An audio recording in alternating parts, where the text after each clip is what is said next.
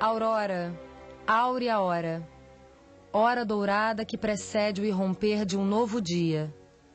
Essa imagem, sempre reveladora, marca com certo assombro a própria espera de um novo tempo. Músicos, escritores, pintores e filósofos do século XIX defrontaram especialmente com essa imagem, misteriosa e reticente, que traduz a força da experiência histórica. Se a pintura, na fulguração de luzes e cores, nos revela esse sinal, a música nos defronta com a temporalidade, com a experiência do porvir, e a própria história nos dá conta de que os horizontes estão sempre em transformação. O Brasil viveu a seu modo esse tempo de anúncios históricos, tempo de crepúsculos e auroras. A monarquia, gradualmente, perdia forças na segunda metade do século XIX, e o regime se mantinha em grande parte pela figura do imperador Dom Pedro II. Prenunciava-se a República, embora muitos considerassem improvável a sua chegada. Em 1888, cumpriu-se a alvorada da abolição da escravatura e o país lançava-se a novos desafios e impasses. A República surge meio de improviso, resultado da ação de lideranças militares pautadas na filosofia positivista de Augusto Comte, que via na ditadura republicana a melhor forma de governo, a salvação nacional exercida no interesse do povo e de setores da elite burguesa do país, principalmente da oligarquia cafeeira de São Paulo, organizada politicamente em torno do Partido Republicano Paulista. O período republicano entre 1889 e o fim daquele século foi marcado por grandes incertezas e conflitos que colocavam em xeque a sua consolidação. A busca da afirmação do novo regime torna instável o início da Primeira República, sacudida por forças contrárias e pela anteposição de diferentes correntes republicanas, o que não lhe dava um sentido e uma direção clara. Foi então, em seus primeiros anos, muito mais o fim de um regime secular do que propriamente a afirmação de outro. O positivismo francês, que flamulava nas academias militares, era a principal referência do regime. O federalismo, aos poucos, dava nova feição política ao país. No lugar das antigas províncias, os estados da federação. Essa nova condição fortalece a posição do regime e cria suas novas bases de sustentação. A influência positivista tornou-se visível nos símbolos pátrios. A bandeira evoca a ordem e o progresso como base e finalidade, deixando de lado o terceiro termo da proposta positivista, o amor como princípio. Outra evocação de influência francesa é a escolha da figura da mulher como símbolo da República.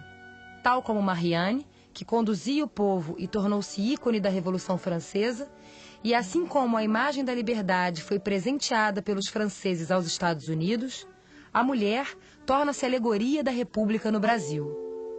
Se com o tempo a alegoria da mulher deixa de ser o símbolo republicano, na sociedade burguesa ela aparece como símbolo de juventude, moda e comportamento, conservando a função de esposa e formadora de grandes homens. No ambiente mais favorecido das cidades, as elites afirmam sua ascensão no tempo da Belle Époque, e um certo ar de descompromisso traduz um novo glamour da vida moderna e o que ela começa a proporcionar. Novos gostos, hábitos e modas definiam uma nova cultura do país, tomada de empréstimo da aristocracia estrangeira. Essa estética e ideal de vida se afirma também nas cidades, e no Rio de Janeiro, então capital federal, ela produz seu maior modelo com a abertura da Avenida Central no início do século XX. A Belle Époque no país caracterizou-se pela afirmação do liberalismo republicano. Os costumes se transformavam em sintonia com valores internacionais, e um abismo se criava entre as elites e o povo. A euforia da fantasia urbana das elites só demonstrava à época o desconhecimento por parte do Brasil do litoral e da capital de um outro Brasil, à sombra e à margem deste, mas que começava a tornar-se visível.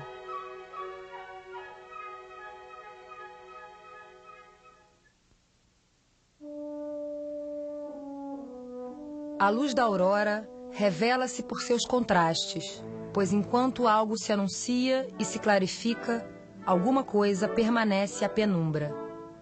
O Brasil da Primeira República revelou-se em muitos desses contrastes.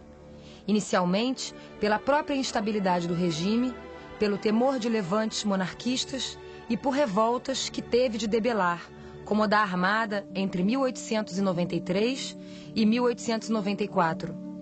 A República dos Marechais, de Deodoro e principalmente com Floriano Peixoto, impôs-se pela espada nesses conflitos. Mas a revelação maior do contraste de dois Brasis estava guardada para o governo de Prudente de Moraes, quando ocorre a campanha de Canudos. O episódio teve importância extraordinária pelo que foi capaz de revelar. No nordeste do país, peregrinava um líder religioso, conhecido como Antônio Conselheiro, que pouco a pouco arrebanhou fiéis sertanejos e fundou um grande arraial chamado Canudos, que negava a propriedade privada, o controle dos governantes e a cobrança de impostos. Via-se nesse povoado uma profunda ameaça à concretização da vontade das elites e uma resistência do regime monárquico no Brasil. Na capital do país e em outras cidades, as notícias eram transmitidas sob a ótica dos latifundiários nordestinos, que, perdendo mão de obra, faziam dos habitantes de Canudos assassinos, monarquistas e fanáticos. O final trágico da história e depois a recuperação de seus acontecimentos só foram possíveis porque um escritor, até então jornalista, para lá tinha sido enviado a fim de cobrir o episódio para o jornal O Estado de São Paulo.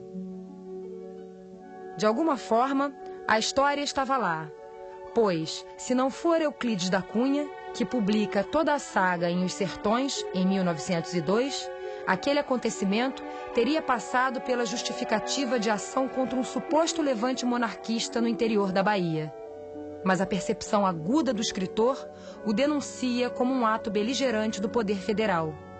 Disse ele à época: Canudos foi um crime, denunciemo-lo. Após a descrição do massacre de Canudos, ele relata o envergonhamento e a comoção dos soldados diante dos últimos sobreviventes num trecho memorável. Nenhum rosto viril, nenhum braço capaz de suspender uma arma, nenhum peito resfolegante de campeador domado. Mulheres, sem número de mulheres, velhas espectrais, moças envelhecidas, velhas e moças indistintas na mesma fealdade, escaveiradas e sujas, filhos escanchados nos quadris desnalgados, filhos encarapitados às costas, filhos suspensos aos peitos murchos, filhos arrastados pelos braços, passando. Crianças, sem número de crianças. Velhos, sem número de velhos. Raros homens, enfermos opilados, faces tímidas e mortas, de cera. O episódio despertou em Euclides a percepção de dois Brasis separados não pela distância, mas por 3 séculos. O Brasil dos sertões e o Brasil do litoral das capitais. A constatação do autor não se restringe a seu tempo.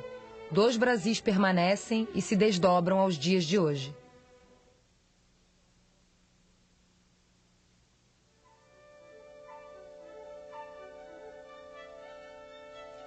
O aparecimento de uma grande avenida no Rio de Janeiro representou a face luminosa da aurora republicana e dos seus ideais de um novo país.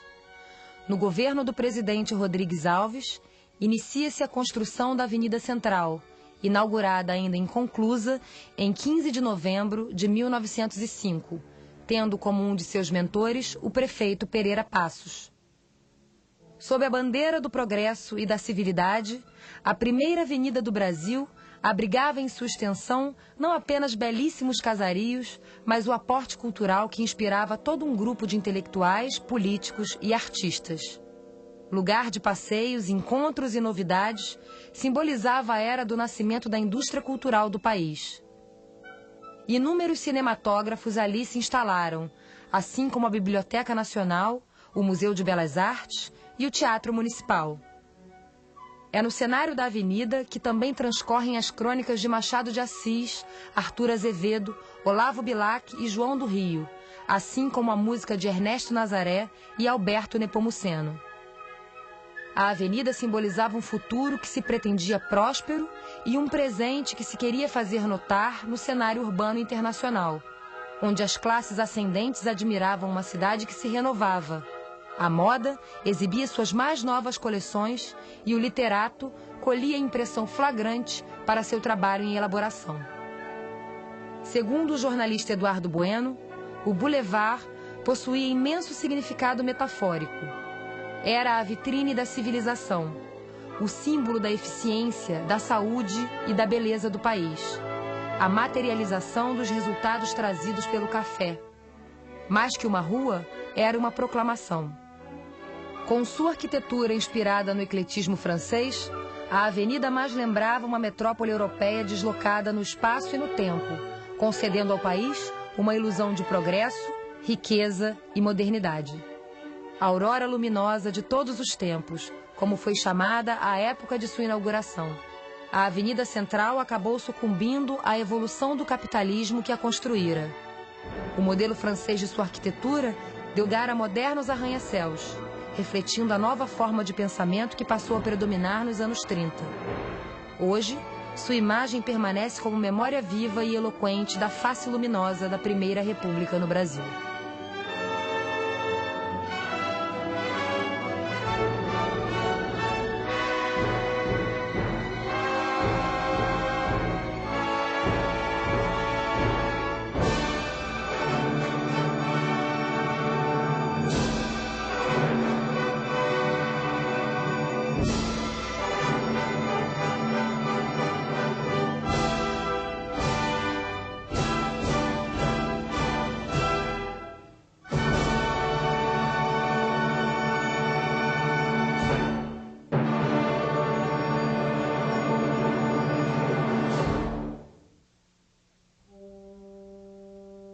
O cearense Alberto Nepomuceno foi um compositor consciente das transformações por que passava a música do seu tempo, além de ser revolucionário para sua época. Entre outras novidades, é o primeiro a utilizar o 7º grau abaixado, dando um tratamento sinfônico à música nordestina, como Na Sesta na Rede, da série brasileira, executada pela primeira vez com arranjo sinfônico em 1891. Traduz do alemão o Tratado de Harmonia de Schoenberg e, em 1916, tenta implantá-lo no Instituto Nacional de Música, no Rio de Janeiro, provocando reação negativa em todo o corpo docente da instituição. Sua maior revolução, porém, é a implantação do canto em língua portuguesa na música erudita. Avesso ao modismo do canto em italiano, cria polêmica ao afirmar que não tem pátria um povo que não canta em sua língua. Em agosto de 1895, Nepomuceno dá início a uma campanha que lhe renderia muitas críticas e censuras. Apresenta pela primeira vez, no Instituto Nacional de Música, uma série de canções suas em português, deflagrando a guerra pela nacionalização da música erudita brasileira. Suas atividades no Instituto Nacional de Música têm início como professor de órgão em 1894. Em 1902, após o falecimento de Leopoldo Miguel, é nomeado diretor da instituição. Mas, devido a inúmeras pressões e divergências de ordem política e administrativa, pede exoneração no ano seguinte. No entanto, por ser considerado por seus contemporâneos referência importante da música erudita local, é designado pelo próprio Instituto para recepcionar o francês Camille Saint-Saëns em sua vinda ao país. Em 1906, reassume a direção do Instituto, elaborando uma série de projetos direcionados à institucionalização oficial da música erudita brasileira. Em 1916, sentindo crescer as pressões contrárias aos seus projetos, pede demissão do cargo. Seu último concerto no Teatro Municipal do Rio de Janeiro acontece em 1917. Muito doente, falece em 1920, aos 56 anos de idade. Segundo o depoimento do seu grande amigo Otávio Bevilacqua, o compositor começou a cantar ao perceber a proximidade da sua morte.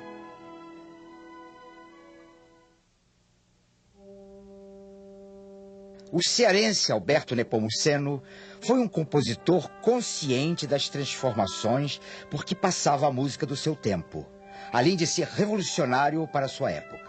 Entre outras novidades, é o primeiro a utilizar o 7º grau abaixado, dando um tratamento sinfônico à música nordestina, como Na Sesta na Rede, da série brasileira, executada pela primeira vez com arranjo sinfônico em 1891.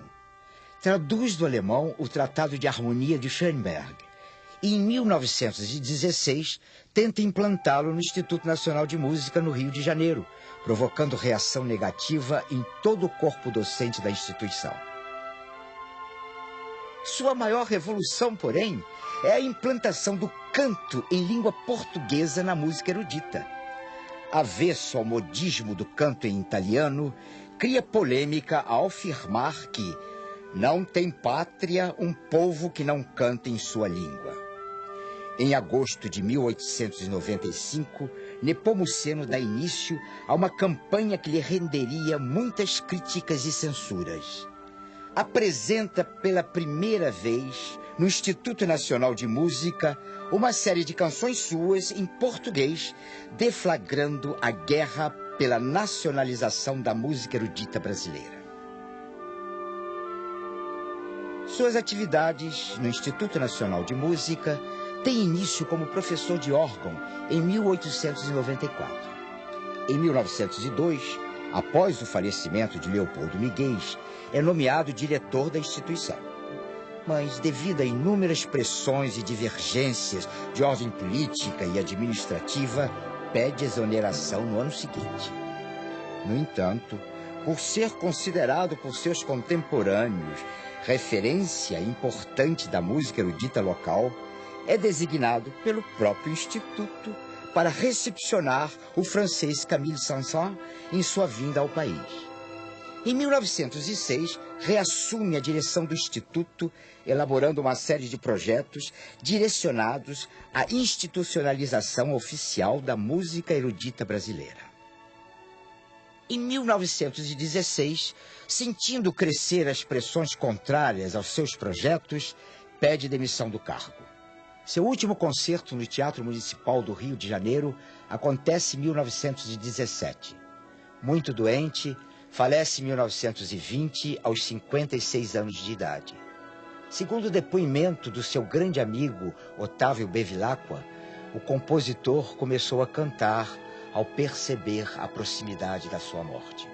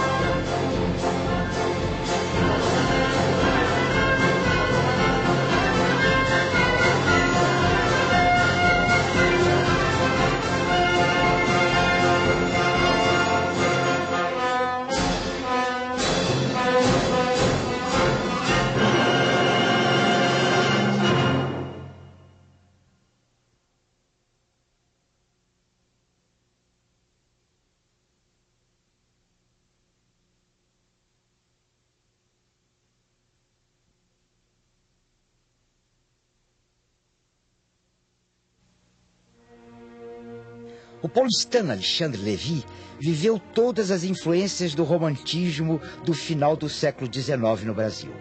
Compositor, pianista, regente e crítico musical, nasceu na cidade de São Paulo em novembro de 1864, filho do clarinetista francês Louis Lévy, fundador de um dos principais comércios de música da época, a Casa Lévy. Sua estreia como pianista aconteceu aos 8 anos de idade e ele já demonstrava talento comparado ao de Mozart por críticos musicais de seu tempo. Devido à frequência da Casa Lévy e à popularidade de seu pai, tem contato direto com quase todos os importantes músicos paulistas, além de outros que se apresentam naquela cidade. A partir de 1880, várias obras suas compostas para piano são editadas na Europa. Em 1883, torna-se diretor de concertos do Clube Haydn, importante sociedade paulista da época, onde em 1885 atua como regente pela primeira vez. A cultura francesa e a música do alemão Robert Schumann têm grande influência em sua forma de compor, o que não impede de utilizar temas étnicos ou populares em suas músicas. Na segunda década do século XX, Mário de Andrade classifica Lévy como um compositor nacionalista, mais próximo pelas características musicais a Carlos Gomes e Alberto Nepomuceno, que, segundo o crítico, estavam muito presos aos padrões europeus. Hoje, com a possibilidade de um maior distanciamento crítico, Alexandre Lévy, ao contrário, é comparado a Leopoldo Miguel por incorporar em suas obras, mais que as influências brasileiras, a estética da música romântica alemã do século XIX, como é o caso do poema sinfônico Werther, de 1888. Werther, repleto de lirismo, é inspirado na obra de Goethe, Os Sofrimentos do Jovem Werther, de 1774. E um dos pontos de partida para o estabelecimento da imagem trágica do herói romântico, que, ironicamente, será encarnada pelo próprio Lévy em 1892, quando morreu prematura e misteriosamente aos 28 anos de idade. Antônio Carlos Gomes, consternado com a morte de Lévy, escreveu: "Alma ardente de artista genial, desapareceste tão cedo, vestindo assim de profundo luto a arte nacional."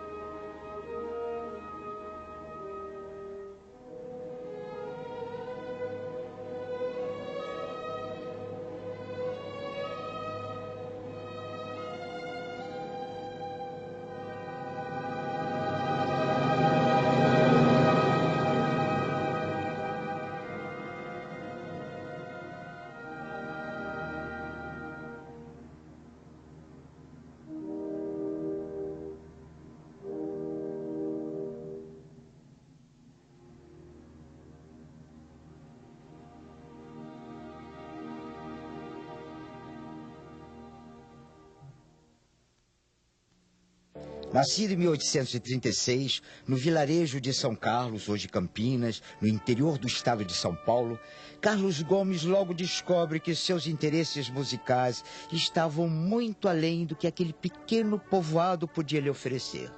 Com 16 anos, parte para a capital e passa a conviver com os alunos da Faculdade de Direito, sendo logo reconhecido pelas composições do hino A Mocidade Acadêmica e da modinha Quem Sabe, Tão Longe de Mim Distante. Mas mesmo São Paulo, a cidade grande, com toda a sua agitação artístico-cultural, ainda era pequena para Gomes.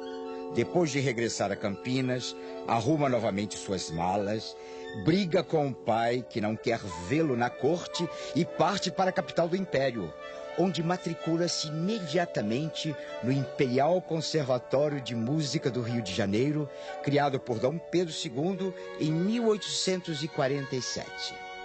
Neste período, surge o movimento da Ópera Nacional, inspirado pelo romantismo europeu, e que recomendava o uso do idioma pátrio na música cantada e de assuntos históricos relativos ao Brasil, incluindo-se aí temas indianistas e anti-escravistas. Gomes torna-se um ativista deste movimento de vanguarda e compõe suas duas primeiras óperas, A Noite do Castelo, 1861, e Joana de Flandres, 1863. Cantadas em português, ambas agradaram ao público, à crítica e, melhor ainda, ao imperador, que, a pedido do maestro Francisco Manuel da Silva, oferece a Carlos Gomes uma bolsa de estudos para que ele possa desenvolver suas potencialidades na Europa. Na Itália, o compositor brasileiro inicia sua carreira de sucessos em março de 1870 com a estreia da ópera Il Guarani, no Teatro alla Scala de Milão, baseado no romance de José de Alencar. Ao Guarani segue-se mais 5 óperas e uma cantata, escritas no idioma italiano. Sobre elas costumava dizer: fiz o Guarani para os brasileiros, o Salvador Rosa para os italianos e Fosca para os entendidos. Mas foi Lo Schiavo, 1889, sua penúltima ópera, que mais se aproximou do espírito patriótico brasileiro que Carlos Gomes tanto cultivava. Também escrita e cantada em italiano, Lo Schiavo possui intenções claras de exaltar o movimento abolicionista brasileiro. Dedicada à princesa Isabel, é ouvida pela primeira vez no Imperial Teatro Dom Pedro II, no Rio de Janeiro, em 2 de setembro de 1889, e 2 meses depois, no Teatro São José, em São Paulo. Hoje, pode causar certa estranheza serem índios os escravos da ópera de Carlos Gomes, e não negros africanos. Entretanto, Gomes optou pela etnia indígena para não desgostar ainda mais Dom Pedro II, que sabia ele aceitar a abolição da escravatura a contragosto. Da partitura de Lo Schiavo fazem parte 8 das mais belas páginas orquestrais de Carlos Gomes.